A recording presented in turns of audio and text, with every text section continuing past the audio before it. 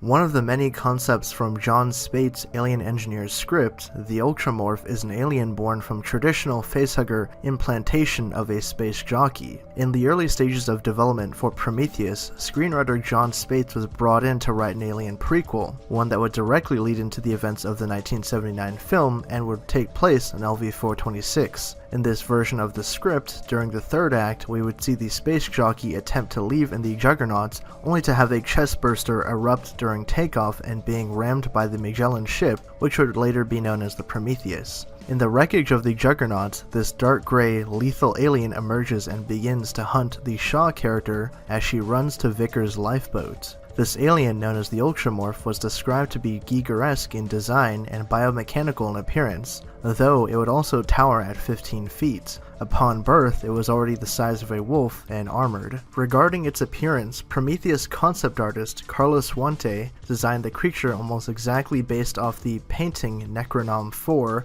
and even included the bulbous black eyes on the front of its domed head. Originally, the creature was to have clear skin rather than an exoskeleton, but after much deliberation, it was decided that the Ultramorph would in fact retain the exoskeleton, as it was intended to be the first with this design. The Ultramorph also had acid for blood as it covered the Shaw character after she was able to impale the alien's skull with a hole saw. The Ultramorph's tail also featured a much deadlier spear tip in comparison to other xenomorph strains, possibly due to its immense size. Of course, when writer Damon Lindelof was brought on board to rewrite the script, the film became Prometheus and the Ultramorph was changed to the Deacon. This creature was born from a trilobite rather than a traditional facehugger. A jockey-born xenomorph can also be seen in the non-canon Aliens Apocalypse comic book and Aliens Infestation video game. Both of these use the original elephantine space jockey though, rather than the new depiction of engineers from Prometheus. Would you have preferred to see the Ultramorph in the finished film? Personally, I think the concept was more interesting and would have provided for a great sequence as Shaw has to evade its detection as she scrambles to the life module during the third act, because you get this really cool kind of cat and mouse game between the Shaw character and this gigantic Ultramorph, which is born of course from the engineer that was going to escape from LV-426, and that's how all these things tie in together, because after she defeats the Ultramorph in that script, she places its head above the mantle of Vickers' module as sort of a trophy as she waits for anyone to find her, because she activates a distress signal, thus leading into the events of Alien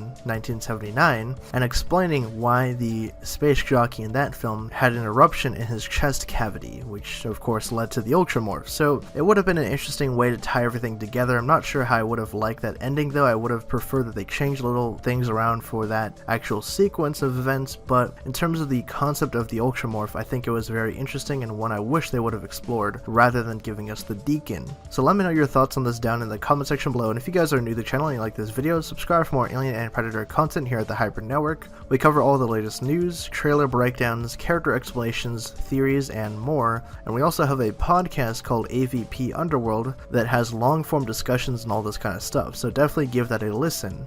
Thank you guys again for watching. My name is Nick, and I'll catch you guys next time.